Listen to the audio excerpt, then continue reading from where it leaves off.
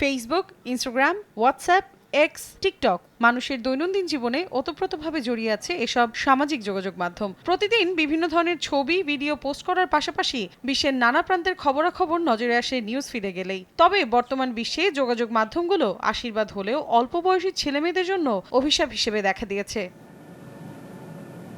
এবার সামাজিক যোগাযোগ মাধ্যমের নেতিবাচক প্রভাব থেকে শিশুদের সুরক্ষায় যুগান্তকারী পদক্ষেপ নিল অস্ট্রেলিয়া। বৃহস্পতিবার দেশটির পার্লামেন্টে এই সংক্রান্ত একটি আইন পাশ করা হয়। 16 বছরের কম বয়সীদের জন্য সামাজিক যোগাযোগ মাধ্যম নিষিদ্ধ করে বিল উত্থাপন করা হয়। বিলটির পক্ষে ভোট দেন 34 জন আইন প্রণেতা, বিপক্ষে 19 জন। এর আগে বুধবার পার্লামেন্টের নিম্নকক্ষে বিলটির পক্ষে ভোট পড়ে 102টি আর বিপক্ষে 13টি। সামাজিক যোগাযোগ মাধ্যম নিয়ন্ত্রণে ক্যানবেরা নেয়া এই সিদ্ধান্ত বিশ্বব্যাপী মাইলফলক সৃষ্টি করবে বলে আশা আলবানিজ সরকারের। তবে এটি কার্যকর করতে সময় লাগবে প্রায় 1 বছর। শিশুদের সুরক্ষায় ঐতিহাসিক এই সিদ্ধান্তটি বিশ্বজুড়ে টেক জায়ান্টদের বিরুদ্ধে কঠোর পদক্ষেপ হিসেবে দেখছেন সংশ্লিষ্টরা। নতুন আইন অনুযায়ী ফেসবুক, ইনস্টাগ্রাম, টিকটকের মতো প্ল্যাটফর্মগুলোতে অপ্রাপ্তবয়স্ক ব্যবহারকারীদের নিবন্ধন ঠেকাতে হবে। ব্যর্থ হলে বিপুল পরিমাণ অর্থের জরিমানা গুনতে হবে।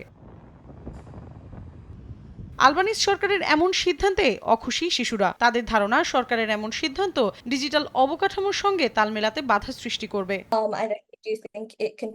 এ ধরনের নিষেধাজ্ঞার মাধ্যমে একটি তরুণ প্রজন্ম তৈরি হবে যারা প্রযুক্তির অপব্যবহার শিখবে। অনেকে বয়স বাড়িয়ে সামাজিক যোগাযোগ মাধ্যমে অ্যাকাউন্ট খুলেও ব্যবহার করবে।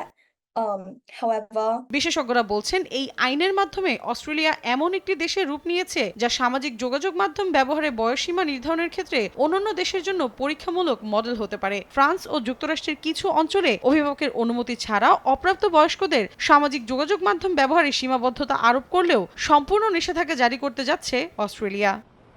মৌসুমী সাথী, সময় সংবাদ।